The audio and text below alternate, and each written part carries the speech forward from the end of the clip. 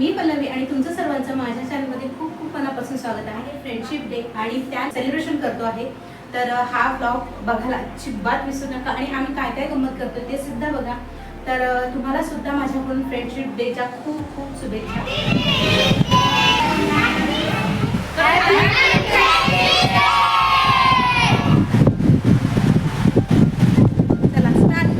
नमस्कार मंडळी, आजचा ब्लॉग खूप खास आहे। फ्रेंडशिप डे निमित्त आम्ही सगळ्या मैत्रिणी एकत्र येऊन मनसोक्त आनंद लुटला आहे। घर, संसार, मुलं आणि रोजच्या जबाबदाऱ्या या पलीकडे प्रत्येक स्त्रीचे एक सुंदर जग असतं आणि आजचा दिवस त्या जगासाठी होता।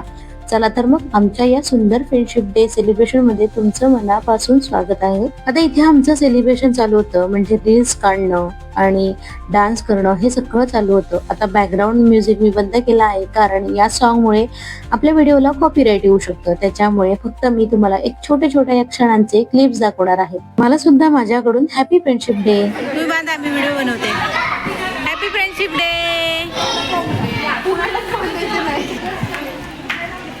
हॅपी बोला, happy friendship day.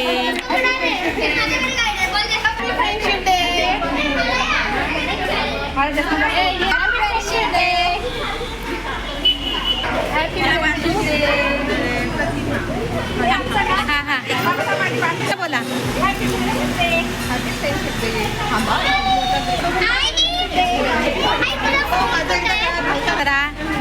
Happy friendship day.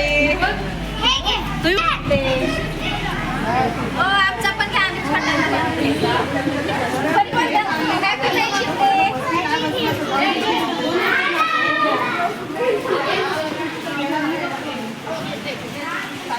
आपण महिला सकाळपासून रात्रीपर्यंत घर, मुलं, स्वयंपाक, ऑफिस, जबाबदाऱ्या या सगळ्यात इतकं गुंतून जातो की स्वतःसाठी जगायचं विसरून जातो। पण आज मात्र आम्ही ठरवलं होतं, आजचा दिवस फक्त आनंदाचा।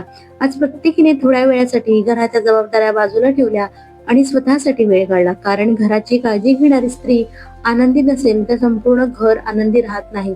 आज आम्ही खूप गप्पा मारल्या, मनसोक्त हसलो, फोटो काढले, खेळ खेळलो आणि छोट्या क्षणांचा भरपूर आनंद घेतला।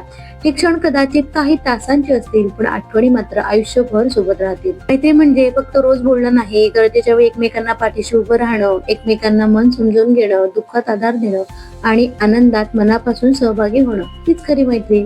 आज आम्हा सगळ्यांच्या चेहऱ्यावर जे हसू होतं हे फक्त त्या सुंदर मैत्रीमुळेच आहे। आयुष्यात पैसा, यश आणि मोठं घर मिळू शकतं, पण मनापासून जपणारे मित्र मिळणं हे खूप मोठं भाग्य असतं। माझी एक छोटीशी विनंती आहे, प्रत्येक स्त्रीने, प्रत्येक महिलेने वर्षातून किमान काही दिवस तरी स्वतःसाठी काढावेत। कुठेही जाऊ नका हा।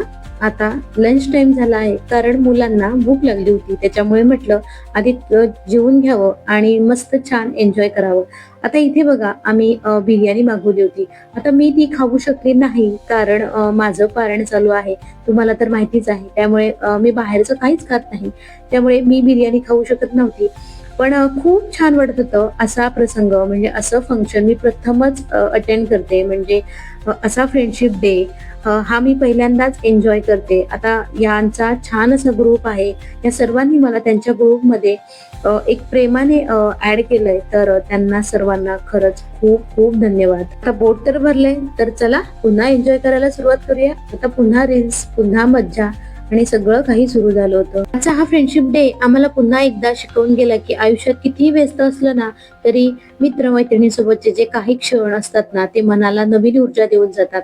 या सुंदर दिवसांसाठी माझ्या सगळ्या मैत्रिणींना मनापासून धन्यवाद। आता मला ना एक गोष्ट मनापासून सांगावीशी वाटते, स्त्री ही कितीही संकट आली, कितीही अडचणी आल्या ना तरी कधीच हार मानत नाही। ती प्रत्येक परिस्थितीत स्वतःला सावरते, आपल्या कुटुंबाला सावरते आणि चेहऱ्यावरचं हसू कायम ठेवते। आजचं हे सुंदर चित्र बघा ना, कित्येक जणी आपल्या छोट्या बाळांना घेऊन आल्या आहेत। स्वतःसाठी काहीच तास मिळालेत तरी ते आपल्या लेकरांना मागे ठेवून आलेले नाहीत, उलट त्यांना सोबत घेऊन हा आनंद साजरा करत आहेत। हीच तर खरी एका आईची आणि स्त्रीची खरी ओळख आहे। स्वतःच्याही आनंदाचा एक क्षण जगतानाही ती आपल्या मुलांची जबाबदारी तितक्याच प्रेमाने आणि तितक्याच काटेकोरपणे पार पडते। तिचा आनंद आणि तिचं कर्तव्य दोन्हीही ती एकत्र जपते। खरंच स्त्री ही फक्त घर सांभाळणारी नसते, तर प्रत्येक नातं जपणारी, प्रत्येक जबाबदारी निभावणारी आणि प्रत्येक क्षण सुंदर बनवणारी असते। मग काय, आम्ही सगळ्या मैत्रिणी फ्रेंडशिप डे साजरा करतोय ते पाहून आमच्या छोट्या चिमुकल्यांनीही हट्ट धरला आई फ्रेंडशिप डे सेलिब्रेट करते, मग आम्हालाही करायचा आहे. क्षणाचाही विलंब न लावता त्यांनी एकमेकांच्या हातात फ्रेंडशिप बँड बांधायला सुरुवात केली. त्यांचा तो निरागस आनंद, चेहऱ्यावरचा गोड हास्य आणि मैत्रीचा तो निष्पाप उत्साह पाहून खरंच मन भरून आलं. त्या क्षणी वाटलं खरंच मैत्रीला वय नसतं. आता थोड्या वेळ या प्रिन्सेसचा छानसा डान्स सुद्धा तुम्ही एन्जॉय करा.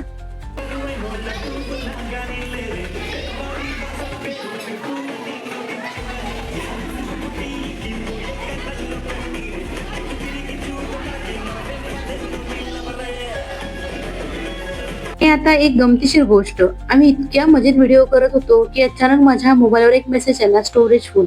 बस तिथे शूटिंग थांबलं. त्यामुळे खरंच खूप क्षण, काही खूप गमती जमती कॅमेऱ्यात कैद करता आल्या नाहीत. माझ्यासारख्या कंटेंट क्रिएटर्सना प्रॉब्लेम हा नक्कीच समजेल. एखादा सुंदर क्षण समोर असतो आणि नेमकी त्यावेळी आपल्या फोनची मेमरी फुल होते. पण हरकत नाही, प्रत्येक आठवण कॅमेऱ्यामध्ये कैद व्हायला हवी असं नाही. काही क्षण मनात जपले की आणखी खास होतात.